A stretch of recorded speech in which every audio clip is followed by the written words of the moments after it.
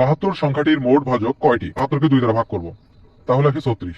এবার 36কে 2 দ্বারা ভাগ করলে আসে হলো 18, 18কে 2 দ্বারা ভাগ করলে আসে হলো 9, এবার 9কে 3 দ্বারা ভাগ করলে আসে হলো 3 3 9 অর্থাৎ 3। তাহলে আমরা এখানে 2 পাই মোট 3টি, অর্থাৎ 2 এর উপর পাওয়ার থাকবে 3, গুণ 3 পাই 2টি, অর্থাৎ 3 এর উপর পাওয়ার থাকবে 2। এখন আমরা এই যে পাওয়ার যে মানটি আছে এই পাওয়ারের সাথে 1 যোগ করে মূলত গুণ করব, অর্থাৎ 3 যোগ 1, তার সাথে আমরা গুণ করবো হলো এই 2 পাওয়ারের সাথে 1 যোগ করে, অর্থাৎ 2 যোগ 1, অর্থাৎ 3 আর 1 যোগ করলে 4, গুণ 2 আর 1 যোগ করলে 3, 4 আর 3 গুণ করলে 3 4 12, অর্থাৎ 72 এর ভাজক হবে হলো 12টি।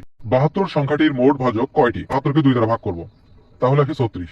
এবার 36কে 2 দ্বারা ভাগ করলে আসে হলো 18, 18কে 2 দ্বারা ভাগ করলে আসে হলো 9, এবার 9কে 3 দ্বারা ভাগ করলে আসে হলো 3 3 9 অর্থাৎ 3।